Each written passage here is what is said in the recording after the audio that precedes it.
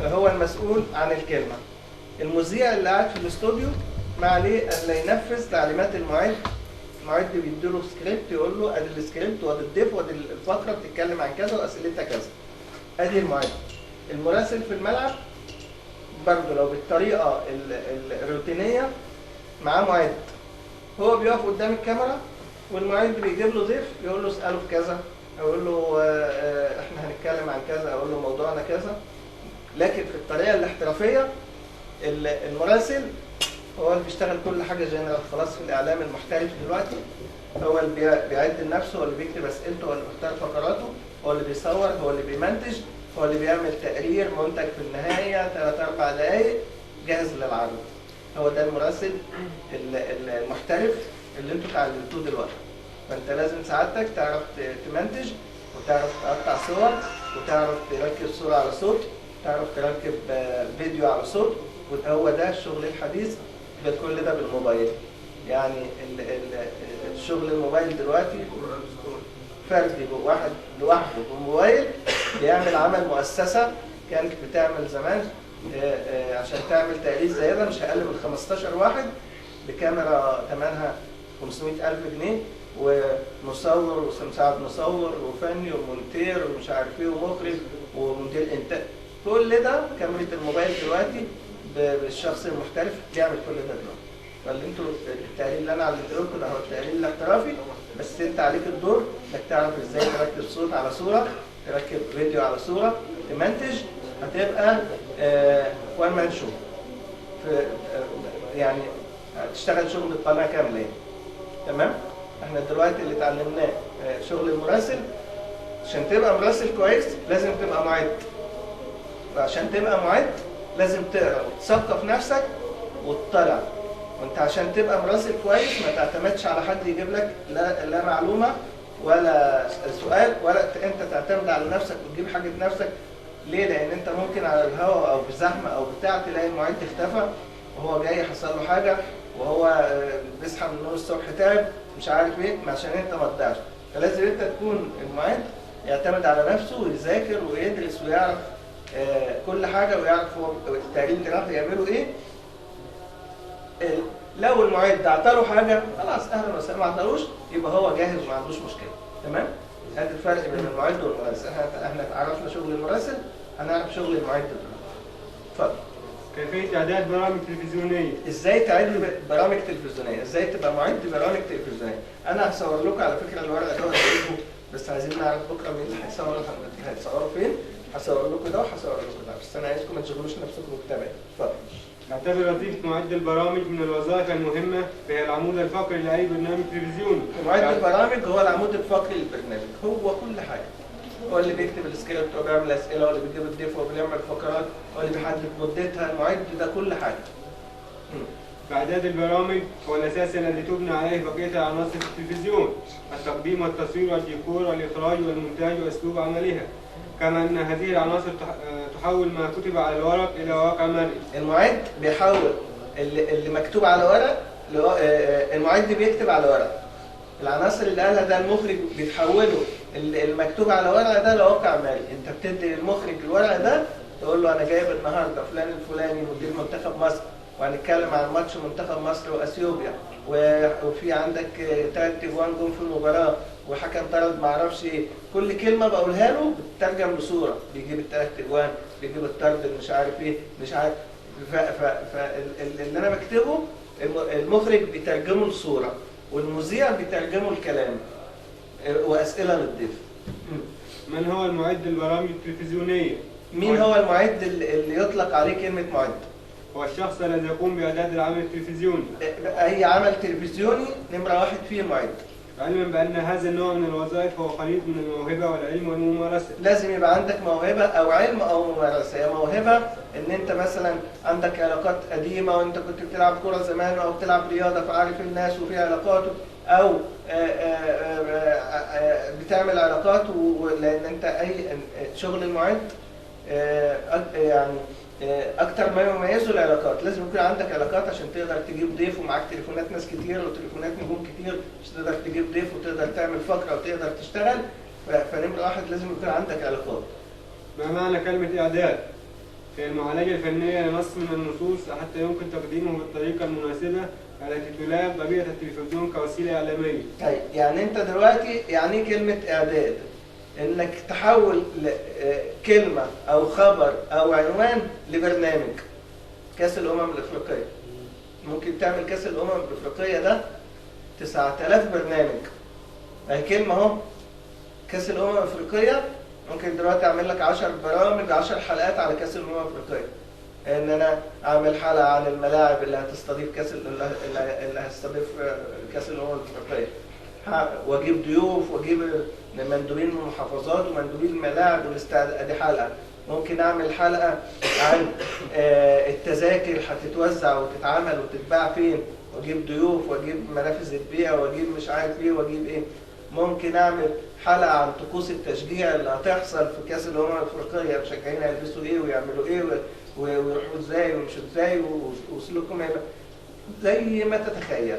فانت المعيد لازم يكون عنده بعد نظر ورؤيه ان هو يقدر يعمل من الكلمه يعمل منها برامج وافكار وحلقات. وهناك نوعية معينة من البرامج تعتمد اعتمادا كليا على السيناريو الذي يقدمه المعد أو الكاتب. لكن المعد اللي هو بيعمل من الخبر أو من المعلومة سيناريو زي ما اتفقنا كده في التقرير، تقعد بقى تشكلها وتعمل منها فقرة عن كذا وتعمل منها حلقة تانية عن كذا. فأنت بتعمل سيناريو لأي خبر أو أي معلومة أو أي موضوع، بتعمله في شكل سيناريو وبتكتب أسئلته وبتجيب الضيوف المناسبة ليه، وتبقى دي فقرة أو برنامج لحلقة كاملة. لكن هناك برامج أخرى يقوم المعد فيها باختيار الموضوع لأشخاص المشاركين والاتصال بهم وإقناعهم بالمشاركة والاتفاق معهم على كافة الخطوات والترتيبات وصياغة الأسئلة. اللي هو مثلا في بعض الأيام ما فيهاش أحداث ولا بطولات ولا ماتشات ولا بتاع، طب هنعمل إيه؟ البرامج شغال على طول السنة. أنا اخترع مواضيع، يعني عندي حلقة صباح رياضة مثلا بكرة، طب أنا عندي 3 فقرات، طب هعمل فيهم ايه؟ طب مفيش كاس مفيش احداث مفيش ماتشات مفيش بتاع، هنعمل انا اي احداث خاصه رياضيه، نتكلم عن الطب النفسي الرياضي ونجيب دكتور متخصص في الطب، نتكلم عن تغذيه الرياضيين المناسبه، اجيب دكتور بتاع تغذيه واتكلم عن التغذيه المناسبه للرياضيين في اللعبات المختلفه. ادي موضوع. نتكلم مثلا عن الرياضه المدرسيه انقرضت ليه الايام دي ونجيب ناس متخصصه. يعني طالما ما فيش احداث انت تخترع بقى احداث وتخترع افكار. في احداث، الاحداث اولى، كاس الامم الافريقيه في ماتشات في مش عارف ايه، الاحداث اولى وتعمل عليها برامج وتجيب عليها ضيوف. ما فيش احداث انت بتخترع احداث حسب حسب ما هو مستطاع، وممكن تتطرق المشكلات وتحاول تعالجها، زي عدم وجود ملاعب في المدارس مثلا، عن سوء تغذية للأطفال، عن استغلال الأطفال في بطولات وهو سنهم لسه كده يعني. ماشي؟ وفي كل الأحوال يجب على الكاتب قبل أن يبدأ كتابته أن يفكر أولا في كيفية ظهور ما يكتبه على الشاشة. أنت قبل ما تكتب تبقى أنت بتشتغل تلفزيون، بتكتب حاجة يبقى أنت في رؤية تانية. طب الصورة اللي هتناسبها إيه؟ هتظهر على الشاشة إزاي؟ طب الماتيريال اللي هجيبه مناسب للموضوع ده إيه؟ لازم تكون بتفكر في كده. كما أن على معد البرامج أن يستوعب جيدا مقومات صياغة الرسالة التلفزيونية وكيفية استخدام كل عنصر فيها، لأن هذه العناصر هي مفردات لغة التلفزيون التي يسوق بها ويعبر من خلالها عن أفكاره ومعلوماته ومشاعره وكل ما يريد توصيله للمشاهد.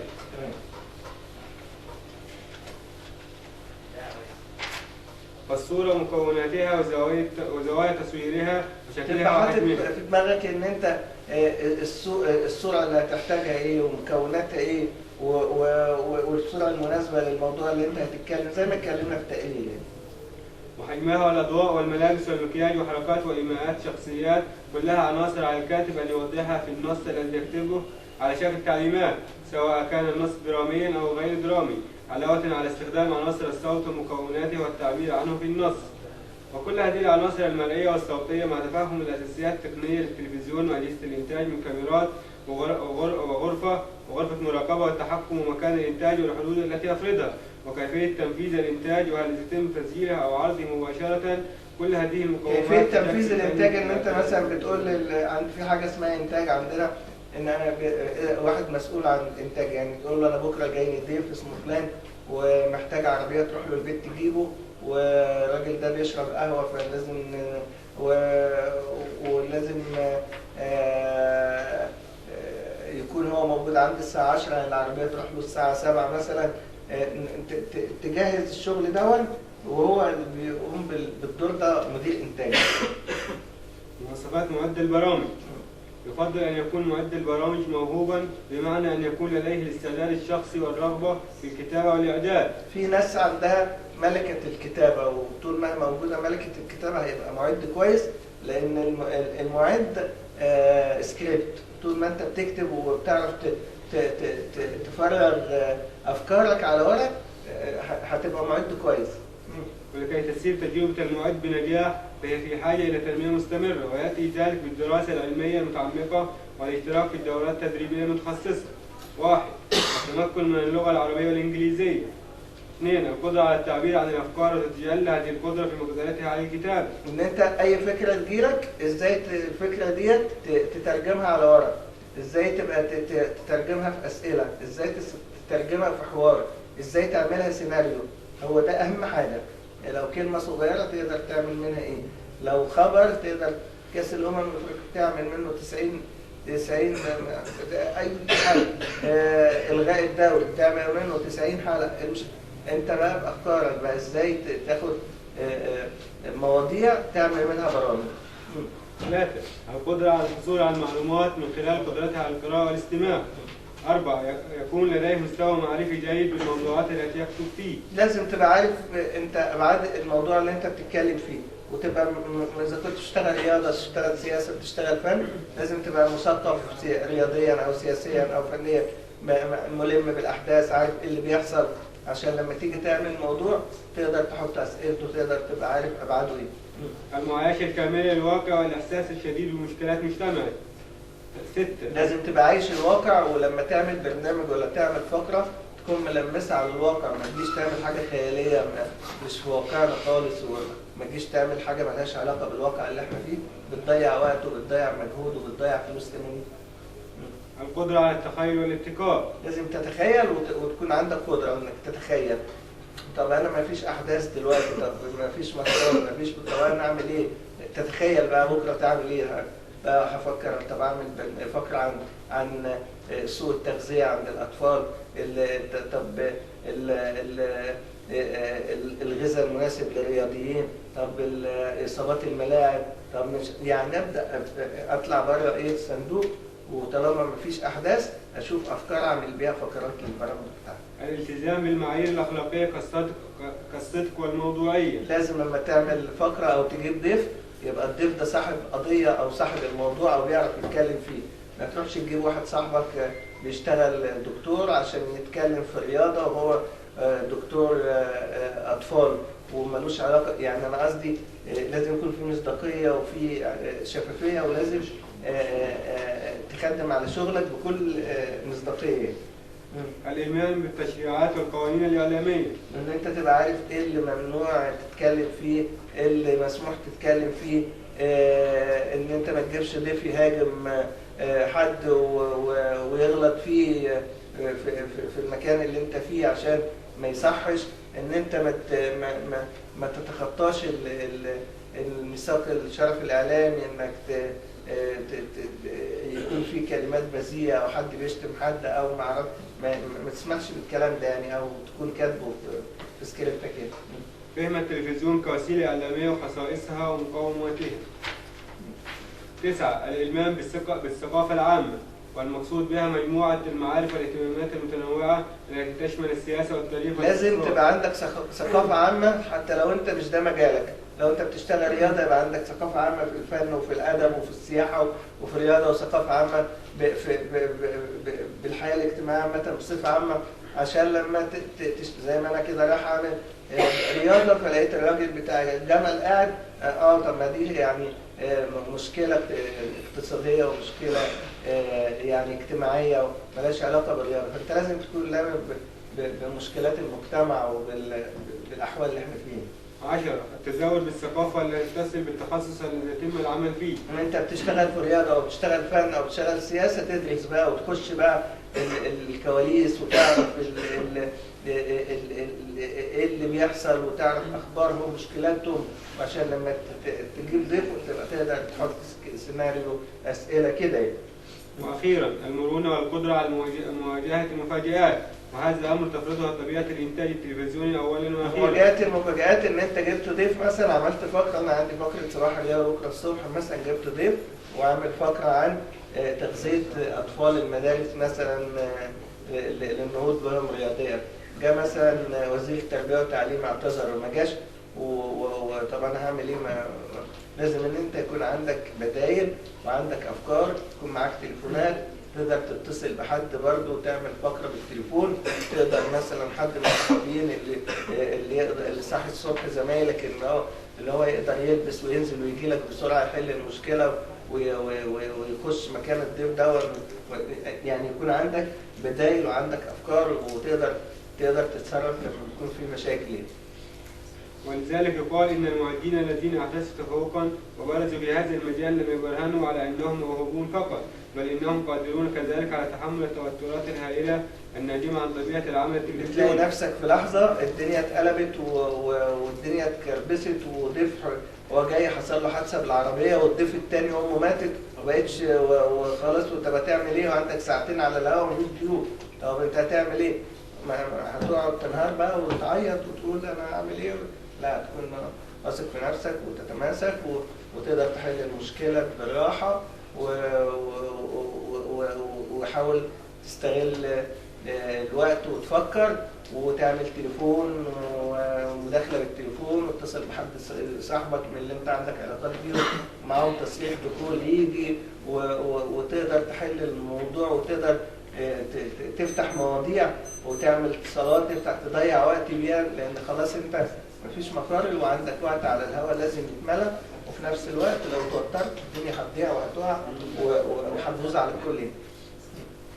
ومن هنا فإن الكتابة الجيدة وإن كانت شيئا ضروريا ومطلبا أساسيا، فإن ذلك لابد أن يتم في إطار المواعيد والأوقات المحددة التي تتوافق مع طبيعة العمل الإذاعي والظروف التي قد تضطر الكاتب لمواجهة حالات معينة تقتضي اختصار النص أو إعادة كتابته أو إضافة معلومات جديدة. مراحل إعداد برنامج تلفزيوني. هتبدأ بقى إيه المراحل عشان تعمل برنامج تلفزيوني؟ هتبدأ إزاي؟ 1. اختيار الفكرة أو الموضوع. خلاص اخترت الفكرة، هعمل بكرة حلقة عن استضافة مصر لكأس الأمم الأفريقية. يستطيع المعد من خلال المعايشة الكاملة للواقع المحيط به وإحساس مشكلاته وقضاياه واهتماماته أن يلمح الأفكار التي تتناسب مع سياق البرنامج الذي يعده، وتعتبر المتابعة الدائمة لوسائل الإعلام المختلفة والقراءة الكتب المختلفة والدراسات التي تقوم بها مراكز البحوث والجامعات. كل هذه تمثل روافد مهمة لخلق أفكار جيدة، لأن الفكرة هي رأس مال المعد. هي الفكرة نعمل برنامج عن كأس الأمم استضافة مصر لكأس الأمم الأفريقية. هنخش بقى نعمل أبحاث وندور ونبحث عن تاريخ كأس الأمم الأفريقية. أول كأس أفريقية كان مين هداف كأس الأمم الأفريقية على مر العصور، مين الحكام. هتبدأ بقى تخش في دهاليز بقى تعرف كل ما يحيط بكأس الأمم الأفريقية، تلعب كم مرة، آخر مرة كان فين، مين الهدافين، تبدأ تجمع بقى إيه معلومات.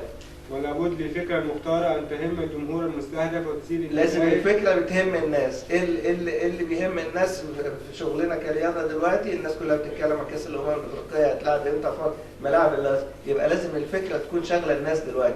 لكن مش هينفع دلوقتي نتكلم عن مشكلة بيل أنطوان من 35 سنة مع النادي المقاولين. ما ينفعش، انت بتتكلم انت عايز حدث اب تو ديت بتتكلم عنه.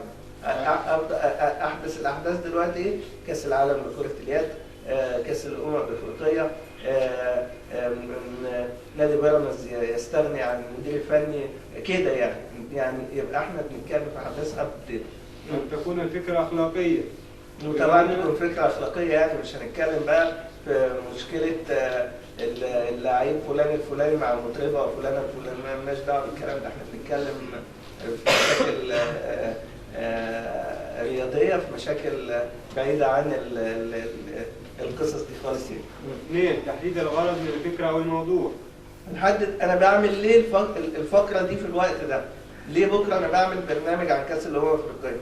عشان اوعي الناس ان ده استضافه مصر لكاس الامم الافريقيه حدث مهم جدا، بيبرز سمعه مصر في العالم، بيقول ان مصر فيها استقرار، بيقول ان احنا قادرين ان احنا نعمل بطوله. هي دي الاهداف من عمل البرنامج عن كاس الامم الافريقيه. وهو تقديم معلومات معينه لجمهور المشاهدين او الفئه منهم. بتقدم بقى معلومات من خلال البرنامج للمشاهدين ان كاس الامم ده هيشارك فيه 24 فريق، ومنهم 6 فرق الاولين هيخشوا كاس العالم مباشره، ومش عارف له جوائز وكده وبتاع. دي معلومات كلها تم الناس مشاهدين. وتضح ذلك اكثر من خلال نشرات البرامج الاخباريه والتثقيف كالبرامج السياسيه او الدينيه او الاجتماعيه، او الترفيه كالبرامج الرياضيه وبرامج المنوعات، او التوجيه والتعليم كالبرامج الصحيه او الزراعيه. 3. البحث العلمي او جمع الماده العلميه للفكره او الموضوع. خلاص انا قررت ان انا هعمل الفقره ديت، يبقى انا ابدا اخش بحث علمي بقى وادور واجمع في حاجات وافكار عشان اكتبها، احطها بس كاسئله للمذيع يقولها، واحطها اوظفها في السكريبت. تبدا هذه المرحله بعد الاستقرار على الموضوع او فكرته الاساسيه بشكل عام وتحديد الهدف منه. المرحله ديت الجمع ده مش هتبدا الا لما خلاص قررت ان انا هعمل ايه. قررت اعمل حلقه عن كاس الامم الافريقيه، يبقى ابدا اجمع معلومات عنها. وهي قد تمتد حتى المراحل الاخيره لتنفيذ البرنامج من خلال الكتب والمراجع والنشرات والصحف وشبكه المعلومات الدوليه للانترنت. لازم تكون حاجات موثقه وموثوق منها زي ما احنا قلنا الصبح. 4. كتابه السيناريو للفكره او الموضوع. هكتب الفكره بقى بتاعتي دي، كاس ده بطوله كاس الامم الافريقيه دي، هبدا اكتبها سيناريو. الحلقه دي اكتبها سيناريو. ابدا السيناريو بتاعها يبدا ازاي؟ مثلا ان كاس الامم الافريقيه بدا من سنه 59، شارك فيه 3 دول، مصر واثيوبيا والسودان. كابتن ديبا الله يرحمه هو اللي كان هداف البطوله. لو كابتن ديبا كان عايش نقدر نجيب الكابتن ديبا في فتره ضيف مثلا ويتكلم عن مش عارف، نجيب بقى يعني انا نبدا نعمل سيناريو لحد ما اوصل لكاس الامم الافريقيه 2019 اللي هيتلعب في مصر. يعرف معد البرامج التلفزيونيه شكلين للسيناريو التلفزيوني. أولهما النصوص الكاملة، فهي لا تستخدم عادة في البرامج الدرامية، حتى يكون بوسع الكاتب أن يتحكم في كل عناصرها ويحدد كافة تفاصيلها من البداية حتى النهاية. أما الشكل الآخر فهو النصوص غير الكاملة، وفي هذا النوع لا يستطيع معد البرامج أن يتحكم في كل عناصر البرنامج. يعني نصوص غير كاملة، يعني أنا برنامج أنا مش مرتبط إن أنا أتكلم فيه عن حاجة معينة، بس هو برنامج يومي كل يوم فيه أفكار زي برنامج صباح الرياض. أنا من حقي أو أنا ممكن أعمل أي فقرات أنا عايزها. علاقة الطفل رياضي بالمدرسة، علاقة أو مثلا هروب اللاعبين في سن صغير، نعمل فقرات زي دي أو أي فقرات تخطر على بالك بس تكون خاصة بالرياضة طالما مفيش أحداث فيها. ومن ثم يقتصر المطلوب منه على مجرد تحديد الخطوط الرئيسية للبرنامج والنقاط أو الجوانب التي يلتزم بها الأشخاص المشاركون فيه. وقد جرت العادة أن يكتب السيناريو الكامل أو شبه الكامل في شكل عمودين تقسم الصفحة إلى قسمين. يعني تقسم الصفحة نصين، مثلا أنت عامل فقرة مثلا عن التشجيع في مثلا عن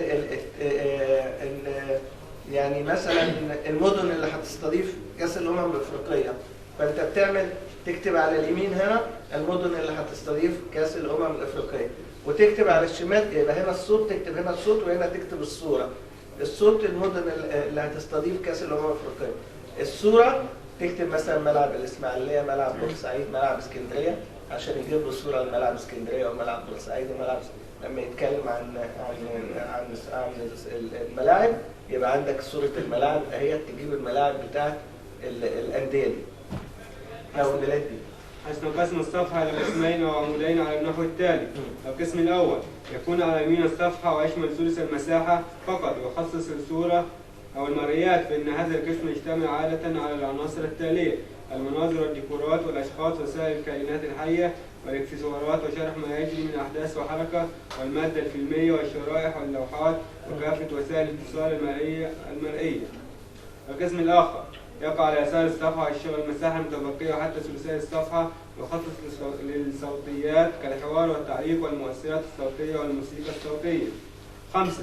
الاتصال والتنسيق، وهي المرحلة النهائية لإعداد البرنامج كالاتصال بالمصادر. انت اخترت بقى الفكره واخترت الصوره واخترت تبدا تتصل بقى بالناس اللي هم هينفذوها، اللي هو الضيف اللي هيجي يتكلم متخصص في الفقره ديت اللي هيجي يتكلم. احنا محتاجينك ضيف معانا بكره من الساعه كذا للساعه كذا، وتكون موجود قبل الحلقه بربع ساعه او ثلث ساعه وكده. يبقى انت تبدا الاتصال بقى وتعمل الاتصال النهائي بقى بالضيوف وبالناس اللي هيكونوا موجودين معاك في الحلقه. والتأكيد معهم على ميعاد التصوير والتنسيق مع فريق العمل كالمخرج ومقدم البرنامج، والتواجد في مكان التصوير ومتابعة سير العمل وفقا للطريقة المتفق عليها والسيناريو المكتوب.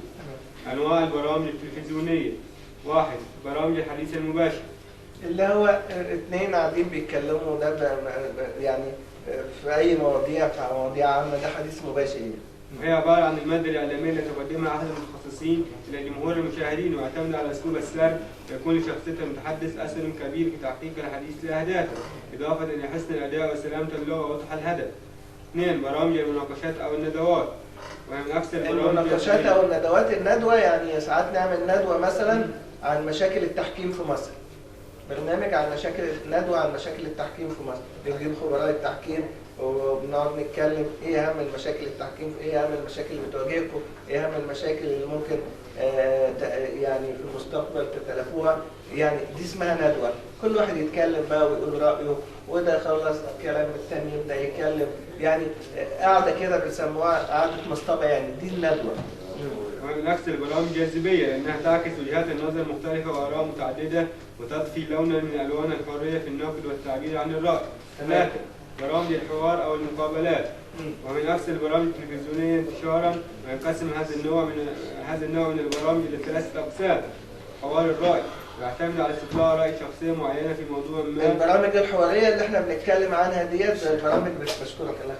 البرامج الحوارية اللي احنا بنتكلم عنها دي زي ان انا بكره اعمل برنامج حواري مثلا عن الرياضة المدرسية، فدي فقرة هجيب مثلا مدير التربية الرياضية، مدير الرياضة المدرسية في محافظة كذا، وايه المشاكل اللي بتواجه الرياضة المدرسية، هعمل فقرة عن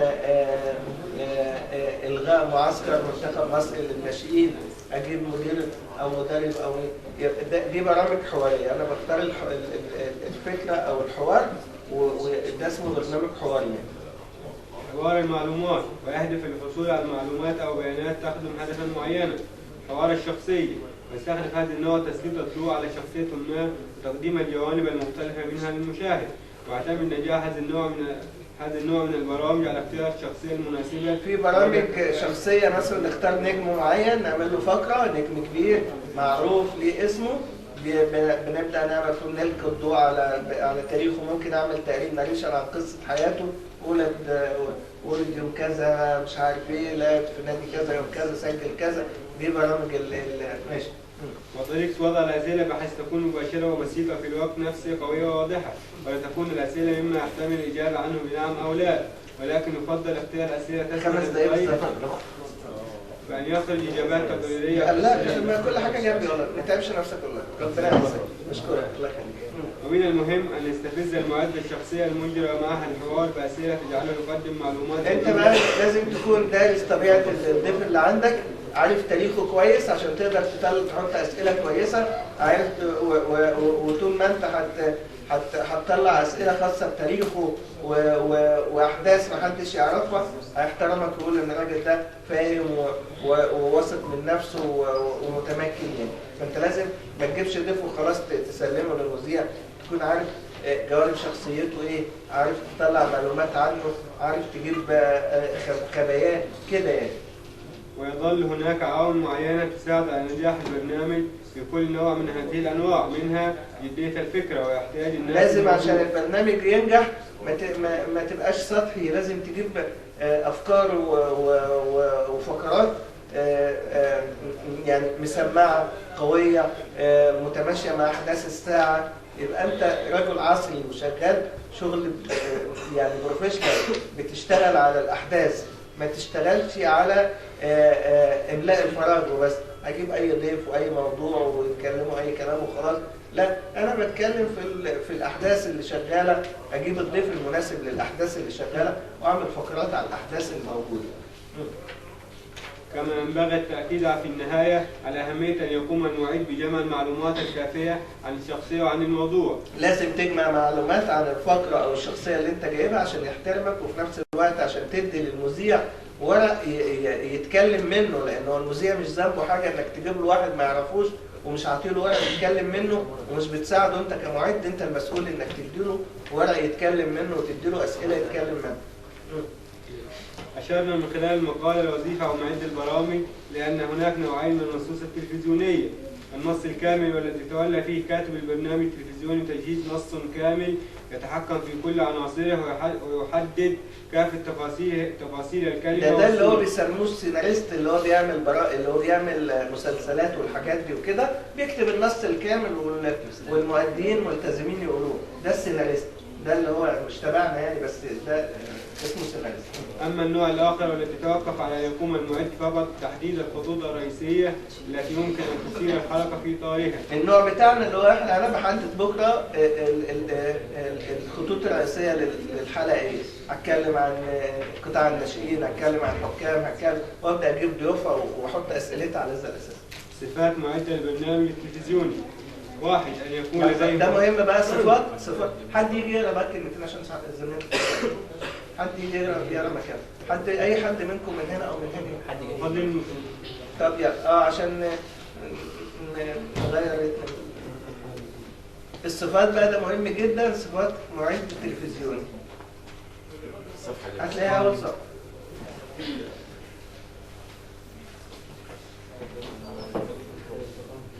أن يكون لديه مهارة البحث والوصول إلى المعلومات. أول حاجة للمعد التلفزيوني يكون عنده مهارة إنه يعرف يخش على الإنترنت، يعرف يخش على المواقع، عارف إن الأخبار الرياضية بتبقى أقواها في أنه مواقع، أو الأخبار السياسية في أنه مواقع. يقدر يخش على المواقع الموثوق منها، يقدر يلاقي خبر يتصل بالمصدر يقول له أنا سمعت إنك تعورت النهارده في الماتش، يبقى ياخد من المصدر معلومه.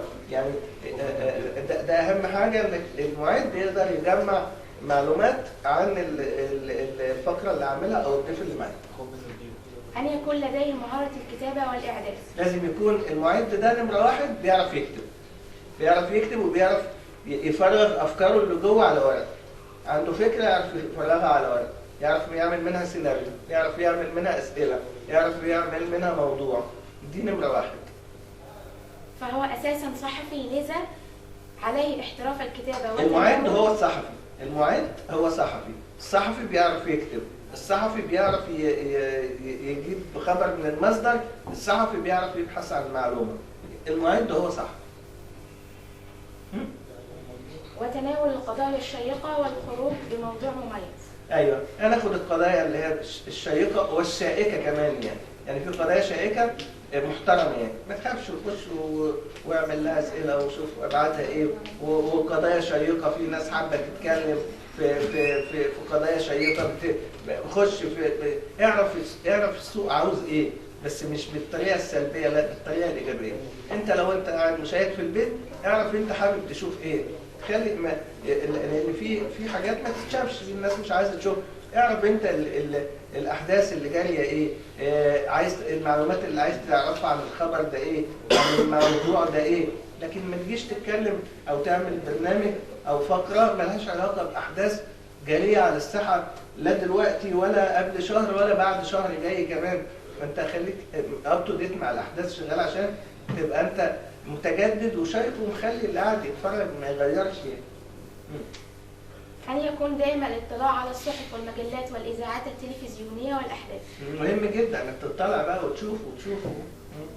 أن يكون لديه معرفة كاملة بالشخصيات العامة والاعتبارية بمختلف تخصصاتها. أنت بتشتغل رياضة يبقى ما فيش حد يعدي من إيدك في أي رياضة في مصر إلا لما تعرف عنه كل نجوم الرياضة. أو بتشتغل فن أو بتشتغل سياسة أو بتشتغل أدب، لازم تبقى عارف كل نجوم الرياضة كل نجوم الفن وكل في المجال اللي انت هتتخصص فيه، واخبارهم وايه المشاكل بتاعتهم وتليفوناتهم لازم تبقى عارف كل حاجه في المجال اللي انت بتشتغل فيه عشان تقدر تتصل وتعرف معلومه وتتاكد من مصدر وكده يعني.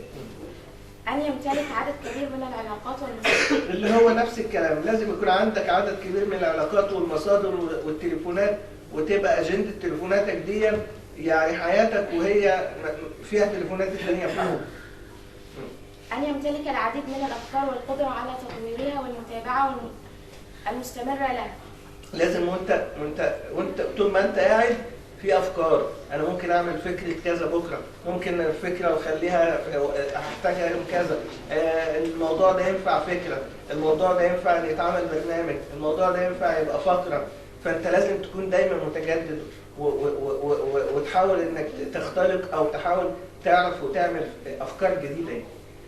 المعرفة بأساسيات الكاميرا والإخراج والتصوير والأمور الفنية الأخرى. إذا كنت مراسل ولا معد ما يمنعش إن أنا أعرف يعني إيه الكاميرا، ما ينفعش إن أنا أروح لمدير التصوير أسأله أنت بتصور إزاي؟ طب لو سمحت أنت ليه واخد الزاوية دي؟ طب لو سمحت أنا لو لابس اللبس ده ينفع في الوقت ده؟ أو الخلفية دي تمشي مع اللبس ده ولا لأ؟ لازم برضو الضيف اللي أنت بتتكلم معاه اللبس اللي هو لابسه يكون مناسب للاستوديو، عشان في ساعات خلفيه ما تنفعش اللبس اللي انا لابسه، او خلفيه لازم يبقى تفهمه، يكون في تفاهم بينك وبين المخرج وبين المصور. الضيف اللي انا اجيبه افضل شيء يلبس غامق، يلبس فاتح، طب هيقعد ازاي كده؟ فانت لازم تبقى عندك خلفيات بالحاجات دي عشان ما تجيش تصطدم بساعه الواقع ويقول لك لا التصوير كده مش هينفع، اللبس ده مش هينفع، مش هيطلع زي ما يقول لك شايط مثلا، او يقول لك مثلا الالوانات سايحه مع بعض، في حاجات فنيه كده، فانت لازم تكون ملم بال. يعني ممكن احنا نعرف ايه البرنامج اللي نعرف نعمل من خلاله مونتاج؟ من خلاله ايه؟ مونتاج. المونتاج؟ هو في برامج كتير كلكم عارفين، اكتبها على النت برامج. كتبت وحاولت يعني. حد مجمعه؟ حد ما عندكم عامل برنامج مونتاج؟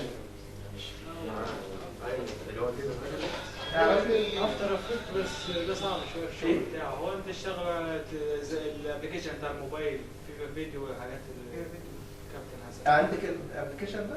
انا عارفاه بس بص هو انا اصلا صحفيه، يعني انا اشتغلت في الدستور بس ما وصلتش لمرحله ان انا اعمل مونتاج لوحدي، فانا عايزه اكون صحفي شامل مش عارفه. انت كده ناقصك انك تعرفي مونتاج، واي حد من زمايلك يديك البرنامج او يعرفه لك، او تاخدي كورس مونتاج في اي المراكز اللي في مراكز كتير في الاتصال دي، او الحاجات دي بتبقى برنامج انت ممكن تعرفيه او سهله جدا يعني، مش دي مشكله خالص يعني. سرعة البديهة والتطوير الدائم للمهارات والقدرات والقراءة المتعمقة والثقافة. لازم يبقى عندك سرعة بديهة، حصل أي ظروف، حصل أي دروب ضيف ما جاش ما عرفت تقدر تتصرف فيها. احترام المشاهدين وعدم الاستخفاف بعقولهم. ما تجيش بقى اجيب له فقرة تافهة وهايفة واسأل أسئلة عبيطة وأسئلة خايبة لا، خلي أسئلة جادة وأسئلة محترمة وفقرات قوية، وتحترم عقلية المشاهد إنك تجيب له فقرات قوية وتعمل موضوعات قوية يعني، عشان ما ينفعش إنك تستهين بالمشاهد وتجيب له فقرات ضعيفة أو ضيف ضعيف أو أسئلة ضعيفة يعني. والتعامل بمهنية وموضوعية وحياد. ماشي. حياد ان احنا بنتكلم في قضيه ما انا زملكاوي ولا اهلاوي ماليش علاقه بالموضوع ده، في مشكله انا بطرحها وبجيب الضيوف المناسبين ليها، لا انا مع ده ولا مع الابيض ولا مع الاحمر، انا راجل محايد بشتغل الاعلام محايد، فانت لازم تكون محايد في شغلك يعني عشان تنجح. التمتع باللباقة والذكاء الاجتماعي وذلك للنجاح في تكوين علاقات مع المسؤولين والزملاء والمصادر. ده قلناها اللي لازم يكون في علاقات وفي خلاص. احنا كده خلصنا الاعداد وخلصنا المراسل نظري والاعداد نظري. بكره هنطبق الكلام ده عملي.